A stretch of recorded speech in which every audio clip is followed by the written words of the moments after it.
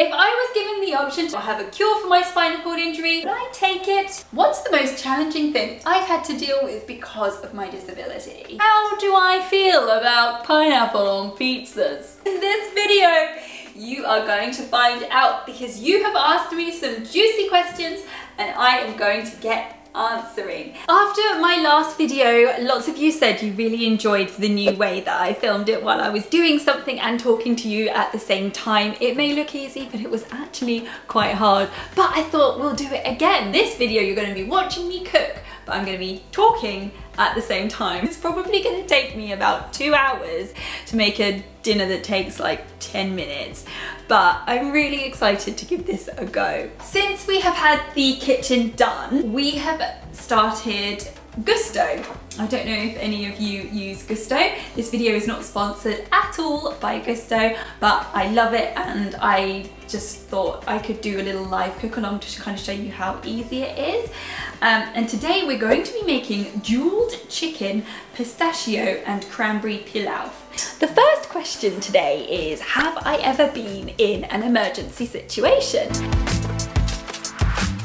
The answer is, touch wood, no.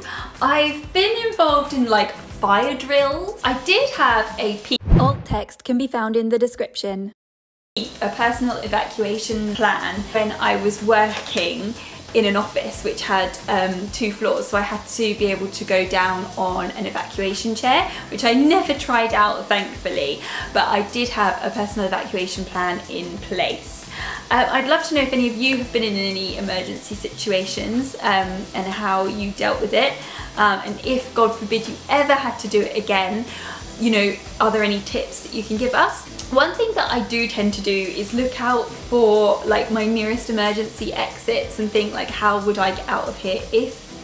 I know it sounds silly, I don't know if that's just me being me or if that is something that other disabled people do as well. I've got my ingredients for the pilaf, and what I love about Gusto is everything is already portioned out for you. Everything comes, all of the ingredients are portioned out into little baggies, and then I've got the rice here in the microwave, it's so easy. And the chicken, this one has come already prepared and diced as well, so I don't even have to cut it up. I literally just have to get some scissors.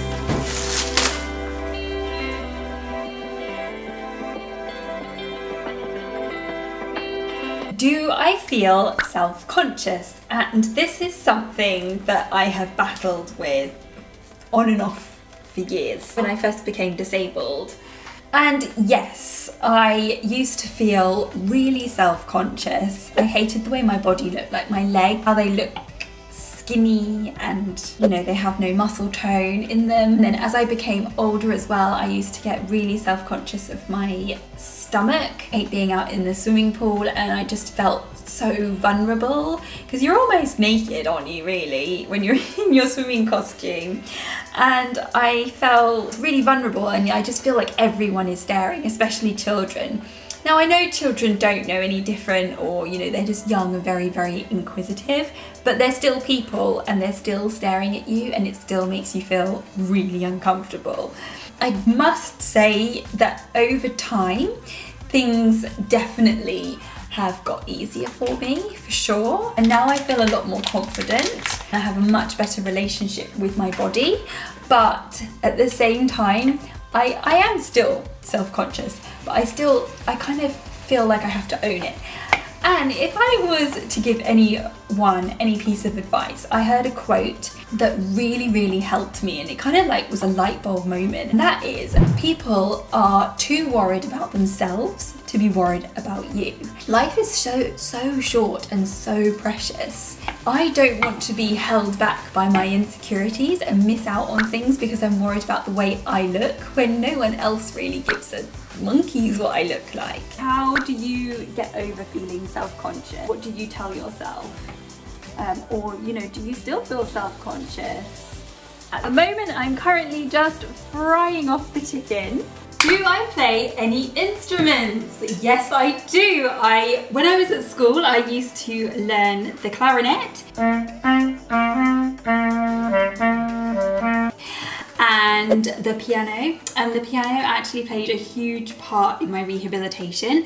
When I was at home and just got out of hospital, my dad brought home this electric organ that was my great-grandfather's, I think, and I just kind of like played along on it and kind of picked up some songs by ear and really enjoyed it. And then my parents got me piano lessons while I was being homeschooled because I was too ill to go to school, and I would just play it all the time, kind of pass the time, and really helped me. And I played that up until I had Daisy, so up until I was about 24, and then I just stopped, and embarrassingly I don't think I can remember anything. Oh no, I can play chopsticks, of course, but yeah, I played to quite a good standard, I would say. Loved it. What is the hardest thing you've dealt with because of your disability? Funnily enough, and I know quite a lot of other people say this, being disabled is like the easy part of being disabled, I find. The hardest part is the inaccessibility to places. When I wasn't allowed into a club because I was a fire hazard on my 19th birthday, it really hurt me for a long time, and it still hurts. And one of the hardest things to deal with is ableism.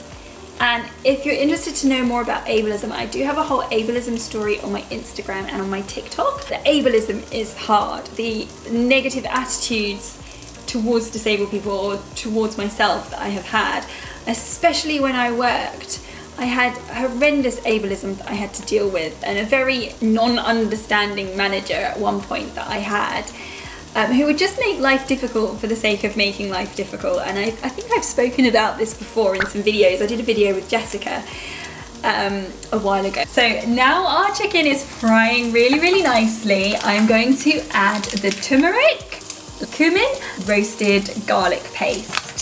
So as I said, all I need is some scissors.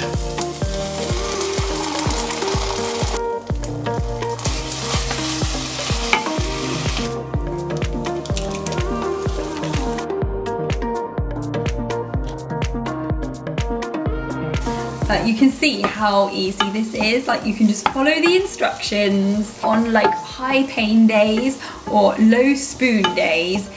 And you want a freshly cooked meal.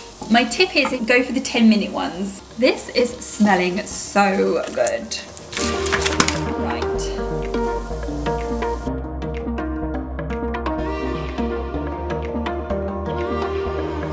So someone asked, what is the most rewarding thing your spinal cord injury has given you? It's Wheels No Heels, of course.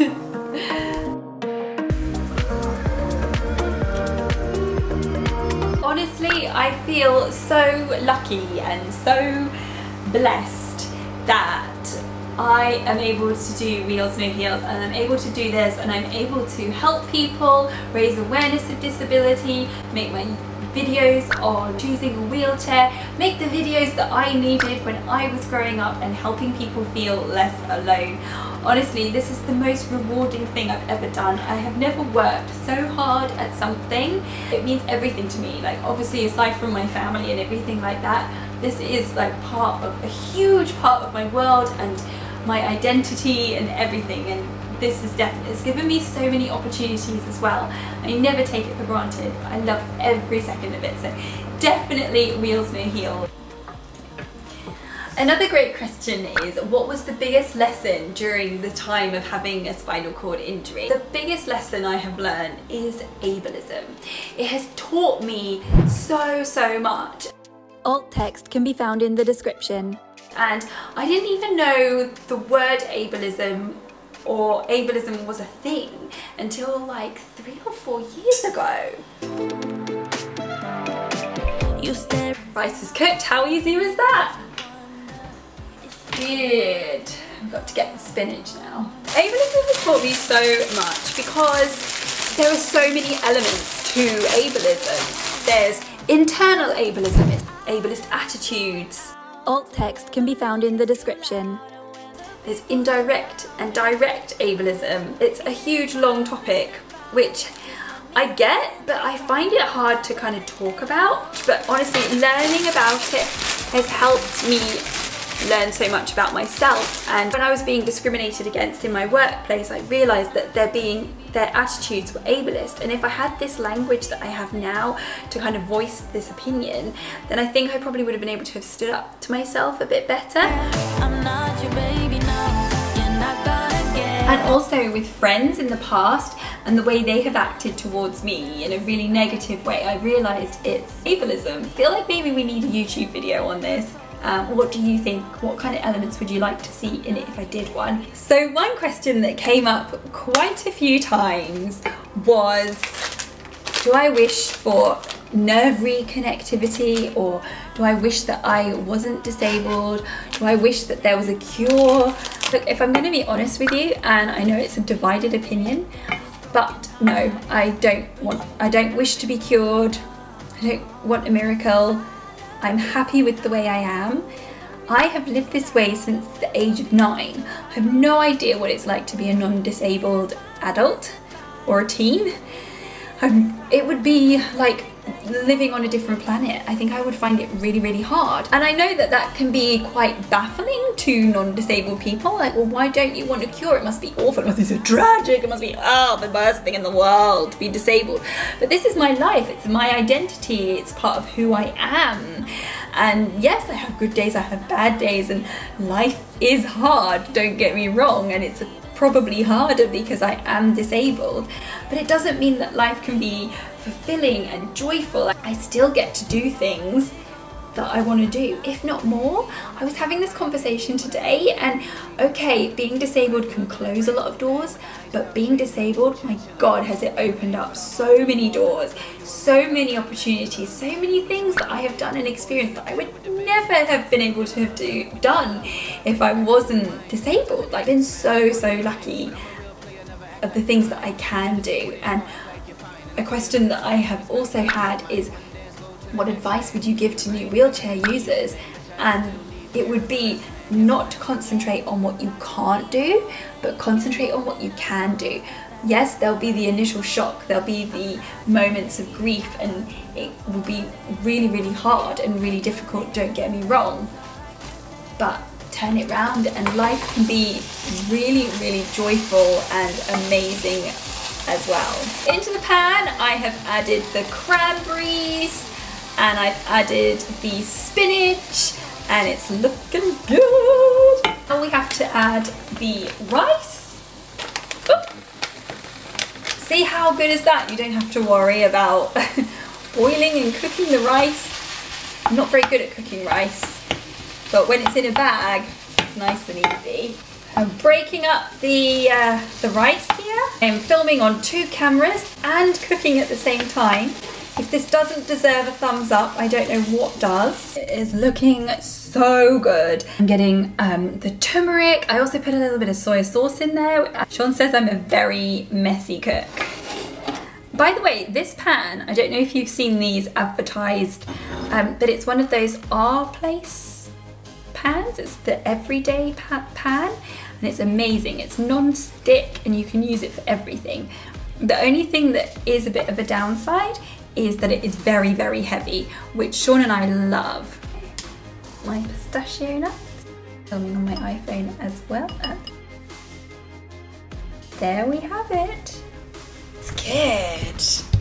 I'm excited to try this. Where's my fork? Where's my fork? What I love about this is it doesn't actually taste like my cooking. So it's kind of a surprise to me when I taste it and everyone's like, oh yeah, that's nice. So clumsy. Mmm. Cranberries in here. When you bite into them, they just give that little bit of sweetness against the saltiness. The fragrant kind of salty, kind of curry Indian influences in there. It's really nice, really quick, really easy. If anyone wants the recipe, DM me on Instagram. Also, I've got to answer the final, most controversial question I will ever answer. I know I'm going to divide a lot of people here. I mean, I may even lose subscribers over this, but pineapple on a pizza. How do I feel about it?